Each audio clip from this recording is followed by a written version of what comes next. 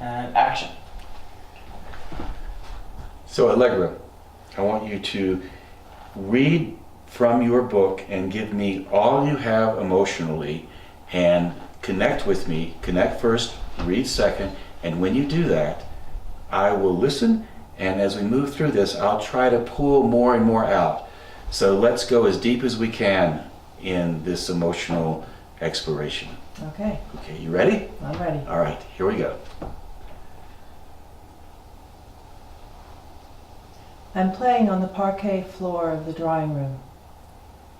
The wood is golden, with dark lines that swirl like puddles when you jump in them.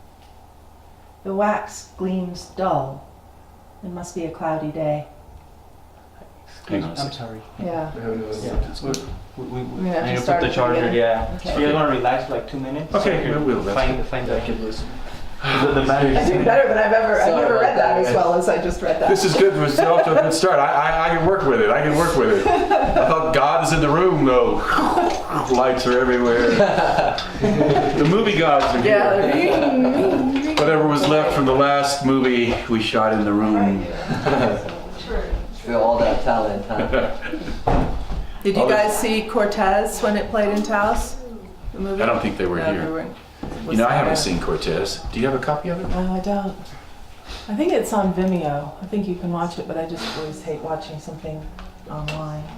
I mean, it's not Netflix or something, but Vimeo. I don't like watching a feature film online. But if it's the only place I can get it, I'd like to watch it. Yeah, well, ask Aaron an email.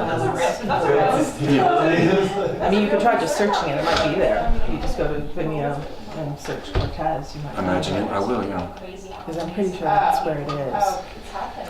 But they won Best Feature at Atlanta Film Festival. Oh, really? Yeah. That's good. That's what Did they you know were that, after. Ruben? I did it, actually. Yeah, you guys won Best Feature. Yeah, and who was the woman that was the producer that played on Cassidy? Cassidy? Yeah, she's an actress on Longmire. Well, you know, I watched her through all 3 Longmonts in the Longmire. Longmires, and that last one, she really came into her own. Really? And they finished I the still show. haven't watched Longmire. I watched it the first. It's pretty crazy because a lot of the actors that were part of it, like, were pretty semi-big, like actors from Cortez. Yeah. So Yeah, exactly. The woman who played the grandmother was, I can't remember her name now, but she's a well-known yeah, actress. and then one of them was a bodyguard from the movie Narcos and stuff. So Oh, really? Yeah, There's a Dylan. lot of- Dylan always Dylan? gets those jobs Oh, of yeah. being the cop or the Yeah. bodyguard and stuff. Yeah. Dylan kind of. It's so he's in Hell or High Water too. He's the cop that Yeah. stops the guy. It's like always if you're in a movie that's shot in New Mexico and a cop is stopping the guy, you're like, oh, I bet it's going to be Dylan, and it is usually. No. Yeah. No pants. Okay. So where do we need to start? From the top? Yeah. Okay. Well, do we need Nave's introduction and stuff, or should we just start with me reading? I think it started when you started reading, so. Yeah. Okay, so you already have the introduction. So I'll just start reading. Okay, just 1 second. Okay, camera rolling. Good to go. Action. I'm playing on the parquet floor of the drawing room. The wood is golden, with dark lines that swirl like puddles when you jump in them. The wax gleams dull. It must be a cloudy day. There are grown-ups in the room, but I don't pay them much attention. The atmosphere is somber. I feel like I'm the only one who's entirely alive, so I slide my feet across the smooth floor to prove it. I'm wearing woolly tights and no shoes. I want to make some noise because the silence is getting loud, but I'm a good girl, so I don't. Let's stop there. Okay. How did that work for you as you were first getting started in this rehearsal? I actually feel like I'm reading this about as well as I ever have. Okay. Because I'm more conscious Right. of doing that, and with you standing there, I used to think it would be harder to read directly to one person, but actually I think it's easier because you're feeding back to me. And in rehearsal, when you practice reading to one person, you start to understand that one person could be 10, 20, 100, 200, or more even. So one of the notes I would like for you to do now is to even throw yourself more into the circumstances of this first paragraph in this book that you've written. And I want you to give me even more of it. Tell it to me, and don't try to make it clean. Really mess it up, right? Don't try to read this like you're in the public reading. That worked really well. I'm connected to it. But I want to know what's underneath that. I read it so many times in public, it's kind of hard to deconstruct it, but I'll try. So let's do it again. Read it, deconstruct it. You've read it. So this is an advanced rehearsal. Your job now is to deconstruct it and read it in a very different way. Okay. Take it all apart, like forget what you know and bring a whole new set of circumstances into it, keeping the same visuals you have around the scene you've developed. You know this character really well. You may have an opportunity here to find something out about this character you didn't know. And you're going to share that with me. I'm playing on the parquet floor of the drawing room. You're doing what? I'm playing Where? on the parquet floor of the drawing room. Are you a little girl? I am. I'm 4. Oh gosh, say it again. I'm 4 years old. And I'm playing on the parquet floor of the drawing room. Oh gosh, go ahead. The wood is golden with dark lines that swirl like puddles when you jump in them. So tell me that Because I again. really like jumping in I know, puddles. the wood is, tell me that again. The The wood is golden. Look at me when you say that. The wood is golden Yeah, okay. with dark lines that swirl like Oh, puddles well, when you how jump about in them. that? The wax gleams dull.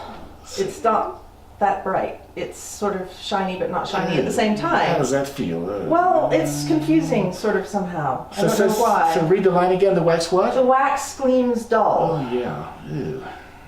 It must be a cloudy day. Right. Okay. Good. I got That's that. why. I can It's feel looking this. dull. It's cloudy. Okay. It's yeah. dull because it's cloudy Yeah, outside. okay, go ahead. What's next? There are big windows, actually. Okay. Really? Okay. What happens after that? So there are grown-ups in the room. Oh really? That's why I'm in the drawing room at all, Oh, frankly. Okay. Yeah. There are grown-ups in the room, Mm-hmm. but I don't pay them much attention. Oh, no, Because I why do. would you? You're 4, right? Yeah. Right. Gotcha. I don't pay them much attention. Right. Yeah. The atmosphere is somber. Can you say that again and really feel the? Yeah, the atmosphere is somber. Right. It's really somber. Right. It's about as somber as an atmosphere could possibly be. He's soaked.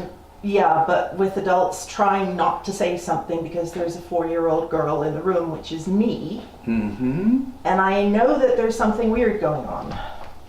I feel like I'm the only one who's entirely alive. Oh. So I slide my feet across the smooth floor to prove it. Mm. I'm wearing woolly tights and no shoes.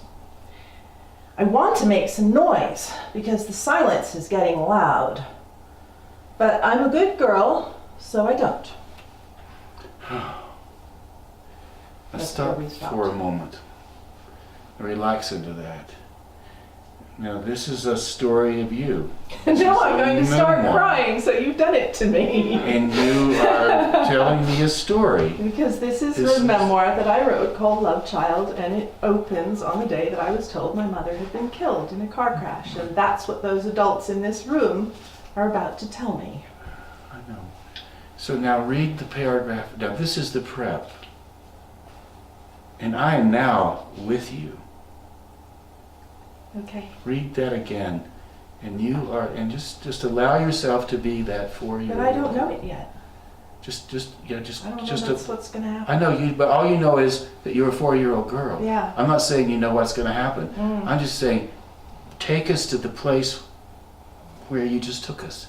But this time, without any of the comments. Let all those comments be the backstory. Let those comments be your imaginative circumstances. And take your time. Slow it down in half. And tell it only to me. Okay.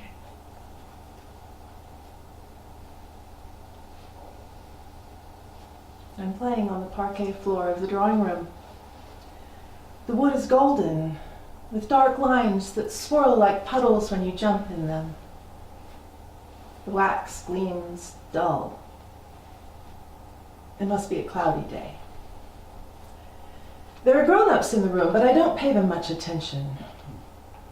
The atmosphere is somber. I feel like I'm the only one who's entirely alive, so I slide my feet across the smooth floor to prove it. I'm wearing woolly tights and no shoes.